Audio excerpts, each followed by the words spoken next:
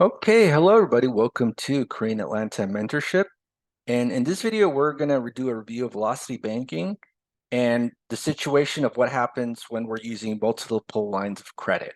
So if you've never heard of velocity banking or you've never watched any of our videos, go ahead and click the link below to the Velocity Banking 101 video. They'll give you a firm foundation of what velocity banking is about. Once you watch it, go ahead and come back here and you'll be able to understand clear how we can understand the situation of what happens when you use multiple lines of credit. So what's a line of credit? A line of credit is a financial tool where you can borrow money, pay it back, and then reuse it over and over again. So a credit card is a line of credit. There's other lines of credit like personal, business, and home equity lines of credit. So let's say that in our example of average American, we have 3 lines of credit.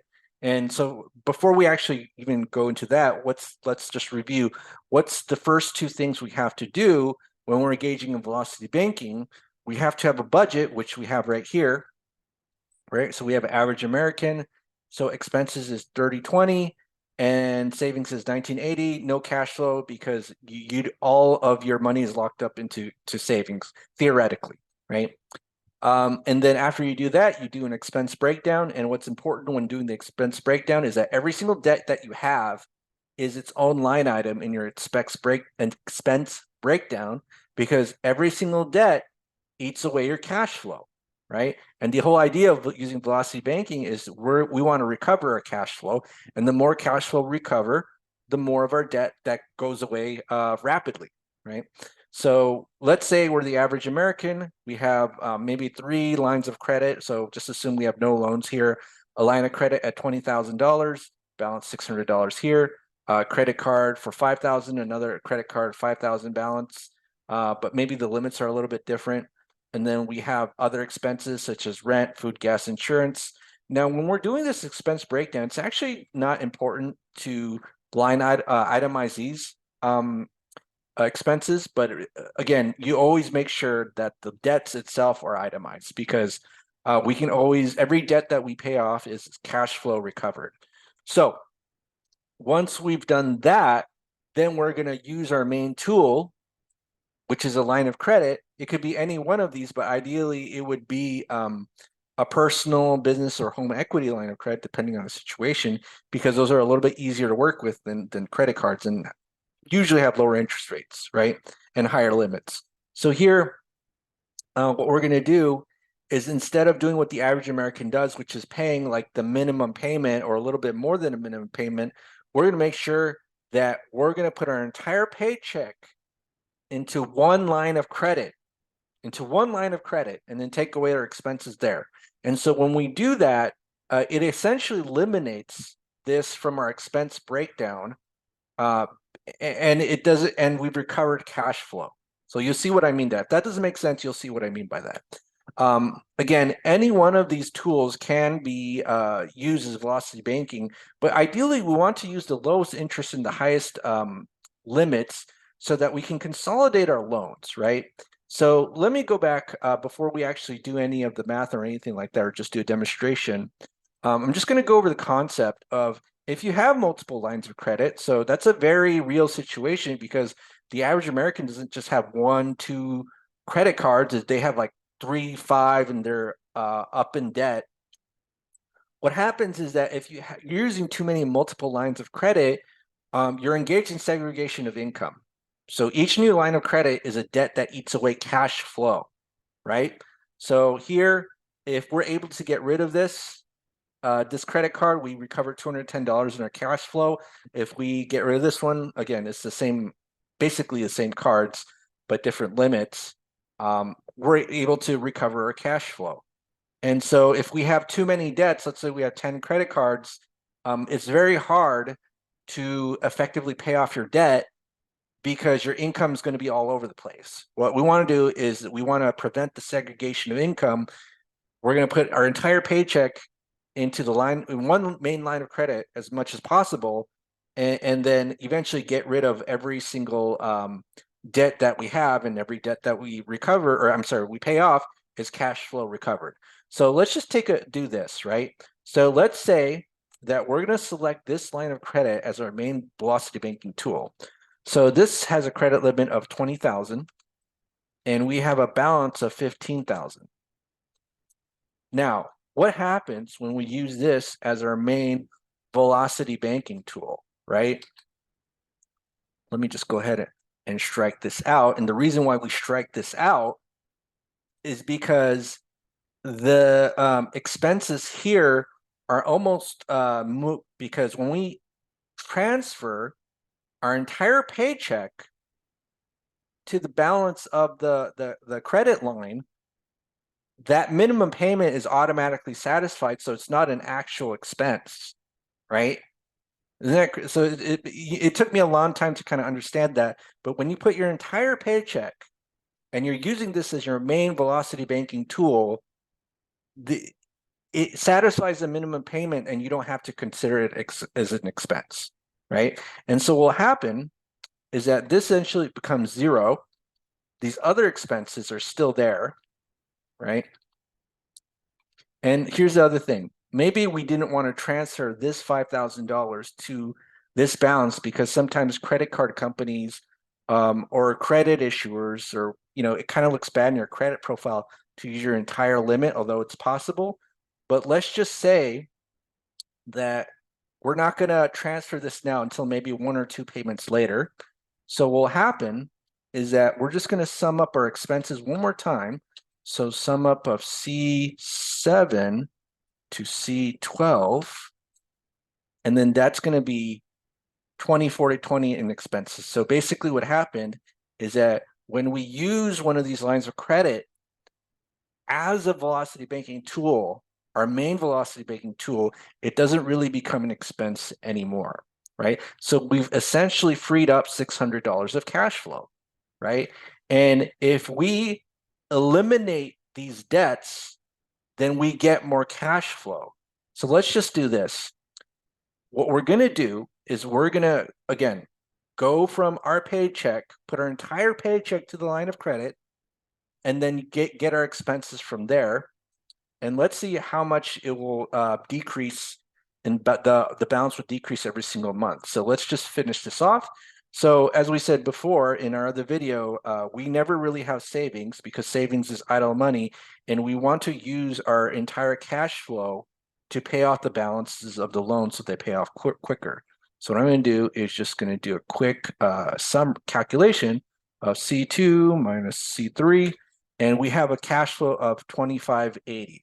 So previously we had expense savings of 1980 that was just parked in there, but now we have a cash flow that's going to be used to pay off our debt much quicker, and we magically got $600. It's kind of like magic, to give ourselves $600 in cash flow without really doing anything by using this as our mainline velocity banking tool, right? So now let's just do this maybe 2 times. So equals H2 minus 2580, right? So let's do this. And let's say at this point, we're going to transfer this debt to here, right? So now if we do that, so let's say we move $5,000 here plus 5,000, then what happens? Basically, this will become 0, right? So now let's go ahead and eliminate this debt. And so what's happened? Now, this increased the cash flow to 2790, right? So now what we're going to do is we're going to subtract this number minus 2790. So let's just go ahead and do that. Equals H3 minus 2790. Bam, right?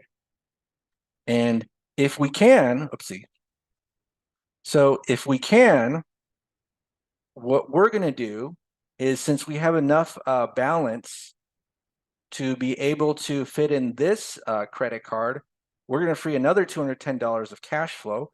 So let's put in here, another $5,000. So it'd be H4, I'm saying 3, no, I'm bad at math. H5 plus $5,000, right?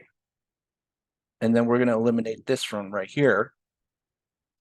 So these are all eliminated from our cash flow. Well, it's adding cash flow, but these debts have been eliminated. So now this is 0. And so now we're going to go down $3,000, right? So essentially, that's why I say that the idea is that you don't want to use multiple lines of credit, because then your income becomes segregated, like the average American we had here, who was just paying basically the minimum payment on every single credit line they had. We want to use one line of credit, eliminate as much debt as possible, because every debt that we eliminate increases our cash flow.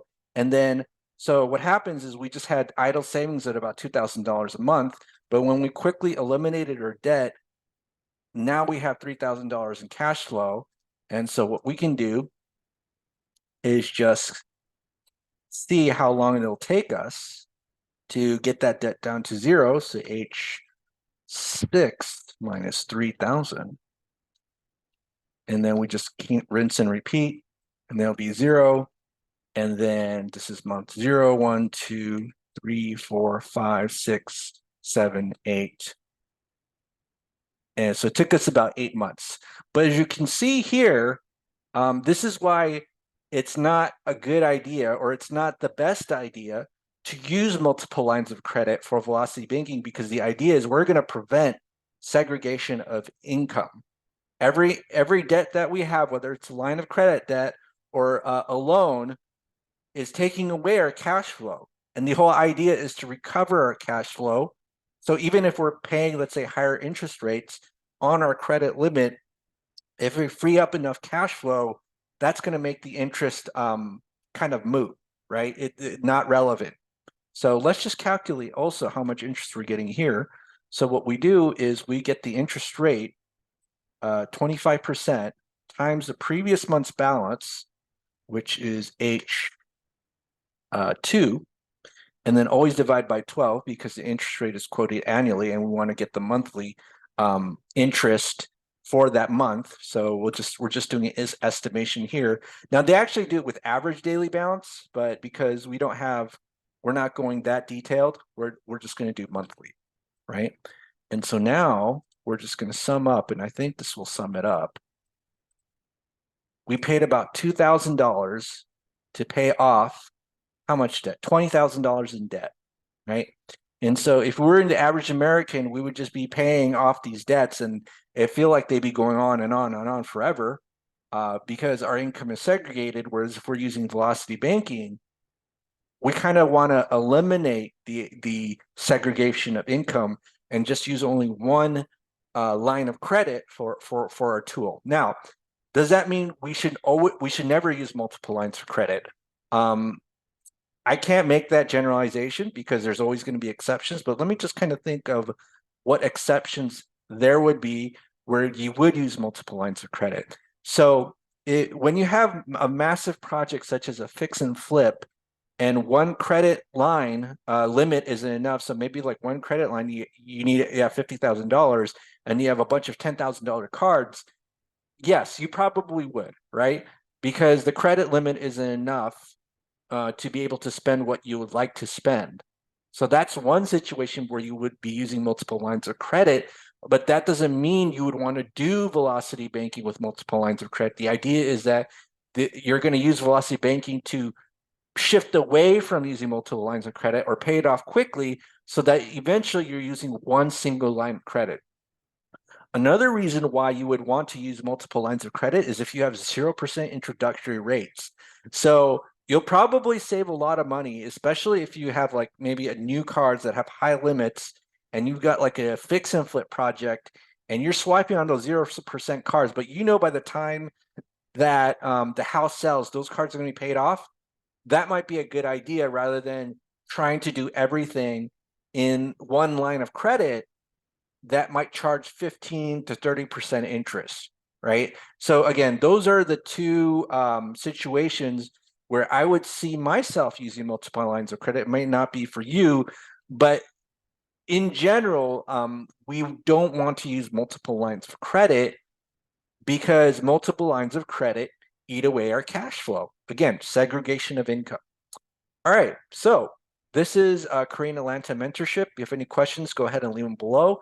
As always, I'm always going to make a plug for our group. If you're interested in joining, go ahead and click the Google form link below, or you could send us an email on the About page of the YouTube channel and say you're interested. Let us know you're interested in joining, and we'll give you a contact back. All right, have a great day, everybody, and we will speak next time.